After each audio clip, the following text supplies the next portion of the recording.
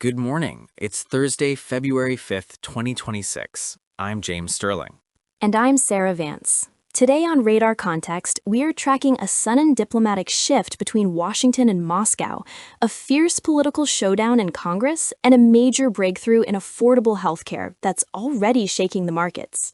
It's a dense day for news. We have everything from high-stakes military dialogue to the future of the California governorship.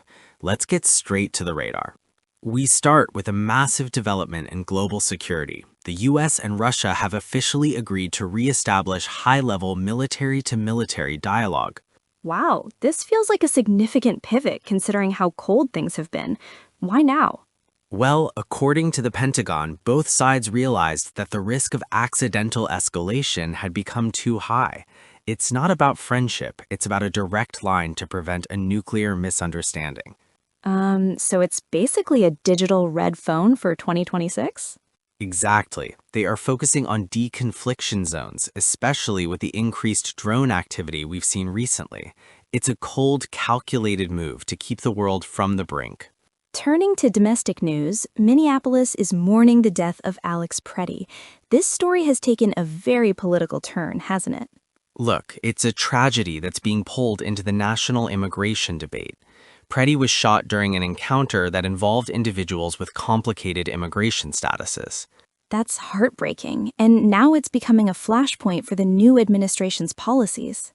Listen, protesters are on the streets, and the White House is using this case to justify the Safe Cities initiative. It's a prime example of how local tragedies are now fueling national policy shifts within hours. Moving to Washington, the House floor saw some of the most fiery exchanges we've seen in years during Scott Bessent's hearing. Oh, I saw the clips. Democrats were absolutely clashing with him over the new tariff proposals. Precisely. Bessent is defending a trade-first economy, but House Democrats are calling it a tax on the middle class. The tension was so thick you could cut it with a knife.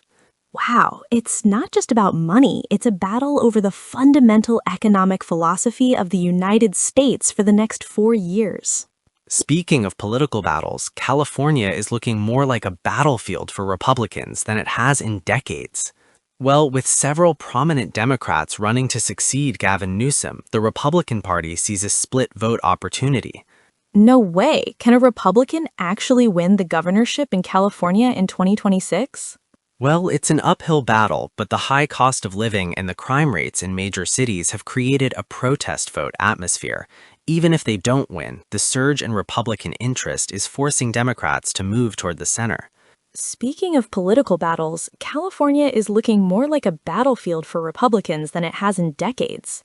Well, with several prominent Democrats running to succeed Gavin Newsom, the Republican Party sees a split vote opportunity. No way! Can a Republican actually win the governorship in California in 2026? Well, it's an uphill battle, but the high cost of living and the crime rates in major cities have created a protest vote atmosphere. Even if they don't win, the surge in Republican interest is forcing Democrats to move toward the center. Now, this is a story that will affect millions of Americans. Hims and Hers Health just launched a copy of the weight loss drug Wegovy in pill form for only $49. Wait, $49 compared to the $1,000 prices we've been seeing? Exactly. It's a compounded version of semaglutide. This is a massive disruptor for Big Pharma. So the luxury of weight loss medication is finally becoming accessible to the average person? Precisely. And as you can imagine, the stock prices of the major pharmaceutical giants took a hit the moment this was announced. While healthcare stocks are shifting, the crypto market is having a rough morning. Bitcoin just slumped as it approached the $70,000 level. Look, investors were hoping for a clean break past 70K, but the uncertainty over federal crypto regulations triggered a massive sell-off. So it's a classic sell the news event? Exactly. People are pulling profit and waiting to see if the SEC's new leadership will be as crypto-friendly as promised. Jaberna is about a major shift in how the government functions. President Trump is moving to expand executive control over federal workers. Is this the Schedule F plan we've been hearing about? Exactly. It would allow the president to reclassify thousands of career civil servants as at-will employees. That sounds like a massive shakeup. Critics are calling it the end of the nonpartisan government. Well, the administration argues it's the only way to drain the swamp and ensure the bureaucracy follows the elected leader's agenda. Let's take a breath and look at sports. The 2026 Olympic preparations are in full swing, but there's some drama regarding the host venues. Right, infrastructure delays in the Alps are causing concern for the skiing events. No way. Are they going to have to move the events?